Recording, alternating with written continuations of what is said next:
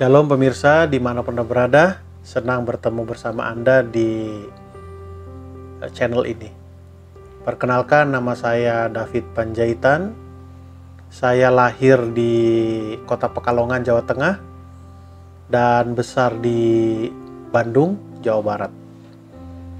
Saya tamat dari Universitas Advent Indonesia dengan gelar Sarjana Teologia tahun 1995.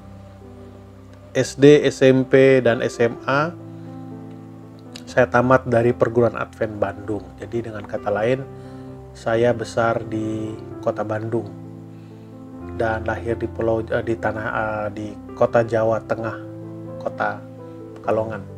Jadi saya bisa sedikit bahasa Jawa, juga bisa bahasa Sunda. Saya sudah menikah dan sudah punya satu anak. Sekarang masuk tingkat 3 di Universitas Advent Indonesia.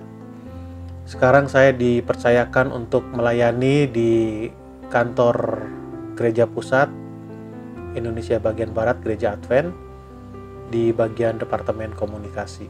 Saya baru jalan 27 tahun menjadi pendeta. Baik, saya ingin menceritakan atau menyaksikan sekelumit pengalaman dari perjalanan penggembalaan saya atau perjalanan saya sebagai pendeta. Saya tamat dari Bandung itu tahun 95. Jadi sebelum tamat atau sebelum wisuda, dosen kami bertanya, kira-kira kemana kalian mau ditempatkan? Ada 3 pilihan, terserah mau yang mana saja. Saya pilih yang pertama adalah Nusa Tenggara Timur, lalu yang kedua adalah Kalimantan, dan yang ketiga itu kosong yang mana. Dan terus terang tempat yang paling saya tidak ingini itu adalah daerah Sumatera kawasan utara. Mengapa? Karena saya punya kesan kurang baik dengan orang Batak, walaupun saya orang Batak. Selama saya tinggal di Bandung. Maafkan masalah itu. Itu penilaian saya pertama saja. Pertama saya pilih Nusa Tenggara Timur atau Kupang, lalu yang kedua adalah Kalimantan. Kenapa Kupang? Karena tahun 94 kami field school di Kupang, 3 bulan berada di sana, jadi ingin kembali ke sana. Orang sana baik-baik, menerima kami dengan ramah. Lalu kenapa Kalimantan? Kalimantan itu adalah daerah yang kita kenal hutannya waktu itu masih lebat. Dan saya aktif dan suka dengan kegiatan alam bebas, maksudnya adalah pencinta alam begitu. Jadi saya bisa bayangkan kalau melayani di Kalimantan, waduh, suatu hal yang menyenangkan karena bisa keluar masuk hutan. Tapi itulah, Tuhan punya rencana lain. Saya berangkat ke Sumatera Utara. Saya tiba di Sumatera kawasan utara, tepatnya di kota Pematang Siantar, tanggal 28 Agustus. Dan saya berangkat dari Jakarta menggunakan bus. Tiba di Pematang Siantar sore hari sekitar jam 4. Langsung saya menuju Jalan Simbolon, kantor pusat daerah Sumatera kawasan utara, Jalan Simbolon nomor 6. Dengan menggunakan beca. Becanya unik, waktu itu saya lihat sampai sekarang pun masih unik.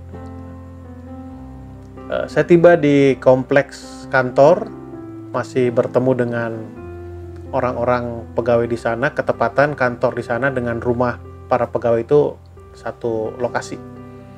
Jadi saya berangkat, tiba di sana, maksud saya bawa tas, lalu bertemu dengan bapak-bapak di sana, salah satu officers. Harapan saya adalah mereka akan sambut saya dengan baik, karena saya merasa, saya adalah tamatan teologia, berarti saya akan disambut dengan apa baik. Tapi kenyataannya tidak. Begitu tiba di sana, dia tanya, siapa kamu? Saya ini, perkenalkan, lalu tunjukkan surat tugas. Lalu dia tanya, siapa teman sekamarmu? Salah satu dari mereka tanya, siapa teman sekamarmu? Saya sebutlah teman sekamar saya, si ini. Harapan saya sih, iya, bagus. Ternyata tidak. Dia katakan, sudah ku tahu kualitasmu. Sakit hati saya, sudah terus terang saya sakit hati. Tapi saya diam saja, tidak saya sebutkan.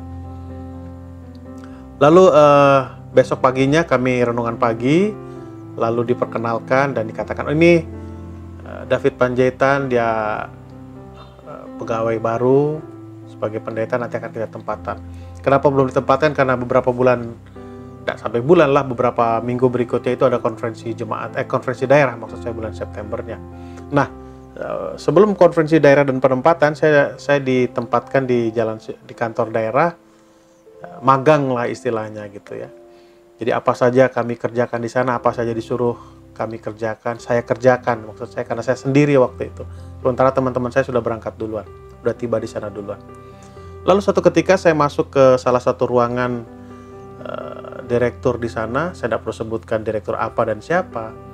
Lalu saya lihat di mejanya itu ada mesin kalkulator yang bisa mengeluarkan kertas print. Jadi saya tanya, Pak, bagaimana cara pakai ini? Saya tidak tahu dia bercanda atau serius atau bagaimana, saya tidak tahu. Dia katakan, direktur dulu kau baru ngerti itu. Aduh, sakit hati saya saudara. Tapi saya diam, saya tidak bilang sama dia sampai sekarang. Lalu bulan Septembernya kami mengadakan konferensi daerah, saya ikut di sana juga bantu-bantu. Ya biasa, saya orang baru, saya harus coba ramah, memperkenalkan diri sama orang lain. Jadi waktu itu ada satu rombongan, salah satu lembaga di Sumatera Kawasan Utara. Lalu saya lihat, oh ini saya salam satu-satu. Lalu ada satu bapak, saya pikir dia picuk pimpinannya. Pada waktu saya salam, dia buang muka. Waduh, dalam hati saya sakit hati disambut seperti itu. Tapi saya diam saja. Nah, setelah konferensi itu berlangsung, bapak yang pertama posisinya tetap officers. Lalu bapak yang kedua ini dia tidak terpilih menjadi departemen. Lalu bapak yang ketiga dia juga tidak terpilih menjadi pemimpin lembaga.